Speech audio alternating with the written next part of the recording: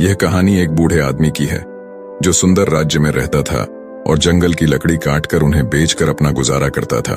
वह गरीब था, लेकिन अपने अजीब व्यवहार, बोलचाल और अपने सफेद घोड़े के लिए जाना जाता था। उसके पास एक बहुत ही सुंदर सफेद घोड़ा था। पूरे राज्य में ऐसा घोड़ा किसी के पास नहीं था, यहाँ तक कि उस राज्य के राजा के पास भी नहीं, और न ही आसपास के राज्यों में। इस वजह से अन्य लोगों के साथ साथ राजा भी उस बूढ़े आदमी से जलता था। कई अमीर लोग उस घोड़े को खरीदने की कोशिश कर चुके थे। राजा ने भी कई बार सोने के सिक्कों की कीमत लगाई, लेकिन बूढ़ा आदमी किसी भी लालच से प्रभावित नहीं हुआ।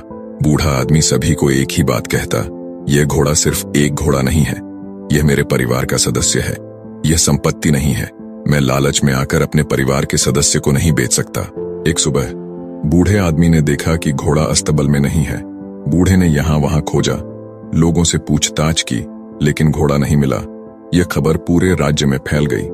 बहुत से लोग इकट्ठा हो गए और बुरा भला कहने लगे, हम पहले से ही जानते थे कि किसी दिन घोड़ा चोरी हो जाएगा।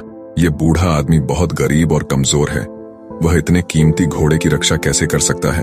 एक आदमी हंसते हुए बोला, तुमने बहुत कष्ट सहा है, इससे बुरा क्या हो सकता है। अगर तुमने घोड़ा राजा को बेच दिया होता तो तुम्हें अच्छी रकम मिल जाती और तुम अपना बुढ़ापा आराम से बिता सकते थे।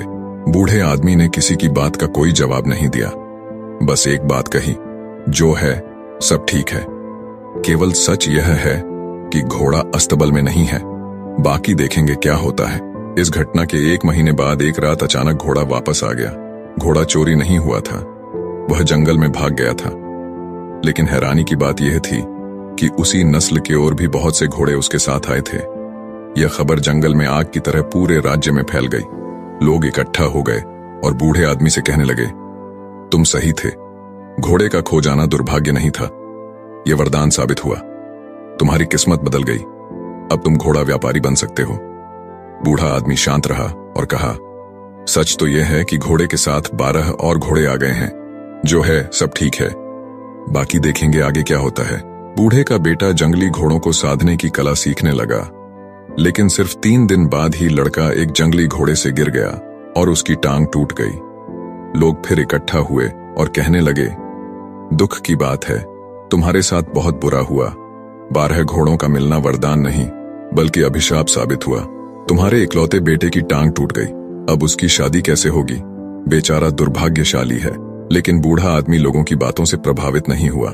बूढ़ा आदमी बोला, सच तो यह है कि बेटे की टांग टूट गई है, यह भी सच है कि अब मुझे बुढ़ापे में उसकी मदद करनी होगी, लेकिन जो है सब ठीक है, बाकी देखेंगे आगे क्या होता है। कुछ समय बाद राजा के दुश्मनों ने विशाल सेना के साथ राज्य पर हमला कर दिया।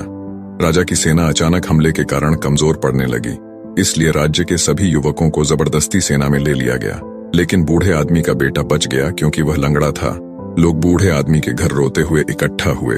लोग बूढ़े आदमी से कहने लगे, तुम सही थे, तुम्हारे बेटे की टूटी टांग तुम्हारे लिए वरदान साबित हुई। उसे युद्ध में नहीं जाना पड़ा, लेकिन हम सब बहुत परेशान हैं। हमारे बच्चे चले गए, अब हमें नहीं पता कि वे लौटेंगे या नहीं। हम सब जानते हैं कि तुम खुशी और दुख में एक जैसे रहते हो, लेकिन तुम ऐसा कैसे करते हो। बूढ़े आदमी ने कहा, सबसे पहले सच को समझो। सच ये है कि तुम्हारे बेटे देश सेवा के लिए गए हैं। शायद यह तुम्हारी इच्छा नहीं थी, फिर भी वे गए हैं। यह दुर्भाग्य है या वरदान, कोई नहीं जानता। बूढ़ा आदमी आगे बोला, जब तक तुम लोग चीजों को अच्छा या बुरा कहना बंद नहीं करोगे, तुम परेशान होते रहोगे। किस्मत की परवाह क्यों करते हो। अगर परवाह करनी है तो अपने कर्मों की परवाह करो, अपने विचारों की परवाह करो और खुशी से जीवन जीते रहो। लाभ, हानि, भाग्य, ये जीवन के छोटे हिस्से हैं। जैसे तुम एक पंक्ति पढ़कर पूरी किताब को नहीं समझ सकते, वैसे ही कैसे तुम एक घटना के आधार पर निर्णय ले सकते हो कि जीवन अच्छा है या बुरा, जो हमारे नियंत्रण में नहीं है। हम उसके बारे में राय बनाते हैं और निरर्थक निर्णय देकर परेशान हो जाते हैं। जीवन के छोटे छोटे घटनाओं पर निष्कर्ष न निकालें, बल्कि इस पल में रहो। जीवन इस पल में है, और खुशी से रहो और अपना काम करते रहो। तुम्हें लोगों की बातों पर ध्यान नहीं देना चाहिए, चाहे वे तुम्हारे बारे में अच्छा कहें या बुरा। अगर तुम लोगों की बातों पर ध्यान दोगे तो तुम्हारा मन स्वाभाविक रूप से बेचैन हो जाएगा। इसलिए तुम अपने जीवन के महत्वपूर्ण काम पर ध्यान केंद्रित करो, जो हमेशा तुम्हें अंदरूनी खुशी देगा। धन्यवाद दोस्तों, अगर आपको हमारी वीडियो पसंद आ रही हो तो हमारे channel best in the story 19 को सब्सक्राइब करें और वीडियो को लाइक करें। धन्यवाद दोस्तों।